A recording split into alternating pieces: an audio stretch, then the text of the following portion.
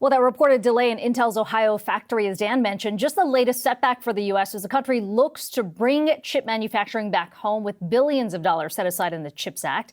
And that push to expand the number of foundries in the U.S. comes as American chip makers look to ramp up development of the most advanced AI chips. Let's bring in Christopher Miller, author of The Chip War, The Fight for the World's Most Critical Technology. Chris, it's good to talk to you today. You've certainly laid this out thoroughly in your book. How do you look at this latest delay? How significant a setback? And what does this ultimately mean in terms of the complexity of the very issue this administration is trying to address? Well, I think this delay, as well as the delays that we've heard from TSMC in Arizona, are actually not really about government policy. They're more about the market conditions that each of these two companies are facing. And in the case of Arizona with TSMC, some construction delays that they've had. The reality is that companies know, as it's been reported publicly, that the CHIPS Act money is going to be announced fairly soon, potentially the next couple of weeks, according to some media reports. And so I don't think it's really the case that the government money is the primary factor behind these delays. The key issue, I think, for Intel is that, as was noted, they've had some softness in the PC market and also in the data center market. The shift has been away from CPUs, which are Intel's historic area of focus, towards GPUs, which are used for training AI systems. And that's where NVIDIA is the primary player. So let's sort of break down where that is moving right now. Advanced chips, as you point out, GPUs, certainly in big demand. A lot of the reason why we talk about NVIDIA a lot. Increasingly, we have seen companies that are developing generative AI, whether it's Google/Alphabet, Amazon announced they're developing their own chips as well. When you look at the overall landscape, how much of that you think is actually going to be manufactured in the U.S., given the timeline? And what does it ultimately mean for the U.S. to try and wrestle supremacy in manufacturing chips back here?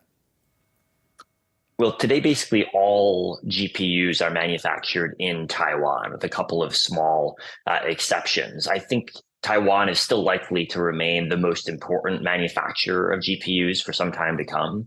But there are real signs that the US will be building some GPUs in the future. The other headline for today that's relevant is that memory chip maker SK Hynix, which is a leader in a production of memory chips that are also relevant for AI, called high bandwidth memory, HBM, is going to set up a facility in Indiana for producing the memory that's necessary for AI and for GPUs. And I think that's a sign that this company believes there will be more demand and more production of AI chips in the United States going forward.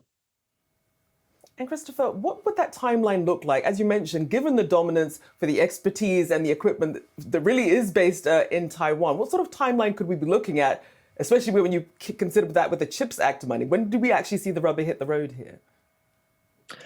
Well, we've already seen a major increase in investment in chip manufacturing in the United States, driven by the CHIPS Act. And these plants are complex. They take 2, 3, 4 years to construct from the earliest stages until they're finally in high volume manufacturing. And so it's going to be 2025, 2026 before a lot of these plants fully come online. It's not something that can happen overnight. And Christopher, well, so much of the market focus has been on those chip makers who are developing GPUs. You've put out this interesting op-ed in the Financial Times this week warning about a potential slump in specifically in foundational chips, as you describe it, because of what's happening over in China. Can you lay that out for us? Why we'd likely to see a significant dip in that because of the oversupply? Who's likely to get affected most? Well, today, China is devoting more subsidies than the rest of the world combined to try to build out its own chip industry. And because China doesn't have the most advanced technology or the most advanced manufacturing capabilities, much of its investment is going to more basic chips, the types of chips that are in household goods, in automobiles, in manufacturing equipment. And these are spheres where China's probably got the technology it needs to compete, and it's got huge volumes of government subsidies, substantially more than the CHIPS Act in the United States, going into helping build out new factories. And so this new supply, when it begins hitting international markets over the next couple of years is hard to imagine it won't have an effect on prices. And I think if you listen to trade officials in the United States and Japan or in Europe, they're really worried that China's subsidies will begin distorting prices and impacting Western firms. And so then let's break that down a bit, because in terms of how some of these countries can plan for this, or some of these companies that rely on these chips, if you're looking at low-end chips that we tend to see in common devices, say in your everyday phones, versus the ones that are going to be powering self-driving cars, what should companies and countries be doing then outside of ending up in a trade standoff?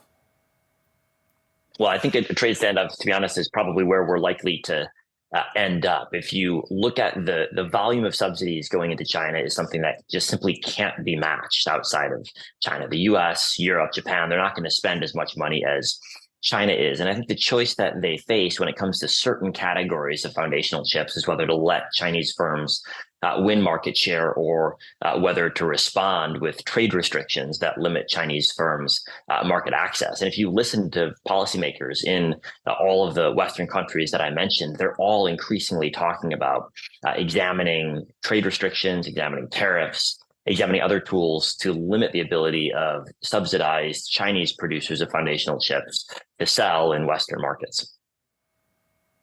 Finally, Christopher, the Biden administration has made a real concerted effort here to try and restrict the advancement or slow the advancement of advanced chip making over in China. There's a lot made about Huawei's recent phone that the chips are a little more advanced, although not quite as advanced as what the U.S. is making. In your research, what is your assessment of where China is in this ability to compete with the U.S. on the most advanced chips? Well, if you look at manufacturing capability, China's most advanced chip manufacturer is about 5 years behind the world's leader in Taiwan, which manufactures most chips for leading US firms like NVIDIA or AMD. And China's been about 5 years behind for the last 15 years. Every year, China improves a bit, but every year Taiwan improves too. And so the gap has remained more or less constant for some time. And I think that's likely to persist. China's going to try really hard to catch up, but catching up is very, very difficult, especially given that now China doesn't have access to some of the tools that are needed for cutting edge production. And so we shouldn't assume that it's just a matter of money and time to catch up. It's just a very, very difficult sphere to reach cutting edge capabilities. Certainly a lot to navigate. I'm sure a lot of chip producers watching all of this very closely, of course.